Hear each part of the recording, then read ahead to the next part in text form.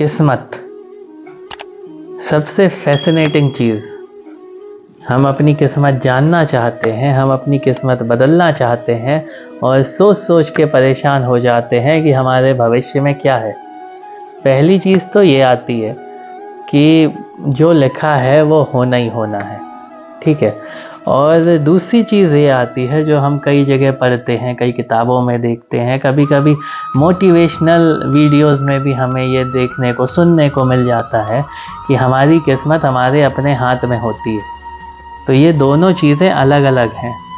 पहली चीज़ तो ये है कि किस्मत जब लिखी है, जो होना है वो होकर ही रहेगा, तो उसमें हमारा बस नहीं है। और दूसरी चीज़ ये है कि हम अपने किस्मत के मालिक खुद होते हैं। अब इसमें दोनों में सही क्या है? दोनों चीज़ें सही नहीं हो सकती। या तो हम बनाते हैं और या हमें मिलता है, कोई हमें देता है। अब ऐसा कैसे हो कि बनाए भी हम और मिले भी हमें, कोई और हमें दे? ऐसा तो नहीं होता ना। तो फिर इसको समझने की कोशिश करते हैं कि ये किस्मत का, ये कर्म का, ये लॉजिक है क्या। तो सबसे पहले चीज़ जो वेदांत हमें सिखाता है वो ये है कि हर ईश्वर मतलब हर मनुष्य ईश्वर का अंश है, या ये मानो वो खुद भी ईश्वर है। तो जितने भी जड़ चेतन जीव हैं, जो मतलब जिंदा है या मुर्दा है या कुछ भी हैं, जो जो हमें दिखाई दे रहे हैं या नहीं भी दिखाई दे रहे हैं, वो सब ईश्वर का प्रतिबिंब है। हम जानते हो, हम ना जानते हो, कोई दिक्कत नहीं है, हमारे अंदर भी ईश्वर है। तो जब कृष्ण भगवान से अर्जुन पूछते हैं कि आप भी ब्रह्म हो, तो कृष्ण भगवान कहते हैं मैं भी ब्रह्म हूँ और तुम भी ब्रह्म हो। मतलब मैं भी ईश्वर हूँ, तुम भी ईश्वर हो, बस इतना अंतर है कि मैं जानता हूँ कि मैं ईश्वर हूँ और तुम नहीं जानते कि तुम ईश्वर हो। तो पहली चीज़, इसको शुरू से शुरू करते हैं कि हर मनुष्य, हर देवता, हर कोई भी जिसको आप जानते हो, आप जिसकी कल्पना कर सकते हो कि कोई चीज़ यहाँ है, वो सब चीज़ ईश्वर का ही प्रतिबिंब है। और जब हम ध्यान करते हैं, जब हम योग करते हैं, ध्यान में गहरे उतरते हैं, तो हमको समझ में आता है कि हम ईश्वर के ही अंश हैं। और आत्मा और परमात्मा दोनों एक ही चीज़ें हैं, अलग अलग चीज़ें नहीं हैं। ईश्वर ने अपने आप को कई टुकड़ों में बांटा, तो फिर अलग अलग आत्मा के जैसे हो गए। तो पहली चीज़ तो ये हो गई कि सब एक हैं, अंदर से, बाहर से नहीं। बाहर से, और लेकिन सब बाहर से अलग अलग कैसे होते हैं? बाहर से अलग अलग होते हैं मन की वजह से। मन अलग अलग होता है सबका।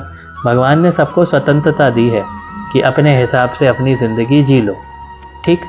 तो लोग कर्म करते हैं, अलग अलग इच्छाएं रखते हैं, अलग अलग चीज़ें करते हैं लाइफ में, सबका अलग है। किसी की शक्ल तक नहीं मिलती, तो अकल कहाँ से मिलेगी? तो लेकिन अंदर तो सबकी ऊर्जा एक ही है।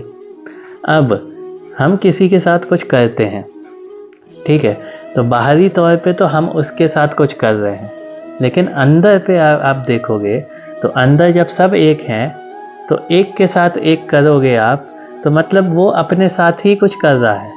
तो अगर हम किसी की मदद करते हैं तो हम अपनी मदद कर रहे हैं। हम किसी का विरोध कर रहे हैं, किसी के साथ कुछ बुरा बर्ताव कर रहे हैं, तो वो हम अपने साथ ही कर रहे हैं, ठीक है, क्योंकि अंदर तो सब एक है। तो जिसके साथ जो होगा उसका इफ़ेक्ट दूसरे को वैसे ही पड़ेगा। तो जब हमने किसी के साथ बुरा किया, तो हमारे साथ मतलब हमने अपने साथ बुरा किया। वो आज हमें दिखे ना दिखे कोई ज़रूरी नहीं है, कल हमें दिखेगा। जैसे हमने किसी को गोली मार दी है, और फिर किसी समय के बाद, कुछ टाइम के बाद किसी और ने हमें गोली मार दी। ये क्या हुआ? ये कर्म का फल ही तो हुआ। हमने क्या किया था? हमने किसी और को गोली मारी थी। तो वो भी हम थे और मारने वाले भी हम, मरने वाले भी हम। यही तो गीता में कृष्ण भगवान कहते हैं कि मरने वाला सब ईश्वर। तो किस्मत क्या हमने बनाई? कैसे बनाई? हमने कुछ किया, उसका रिजल्ट हमें मिला, तो ये हमारी किस्मत हुई।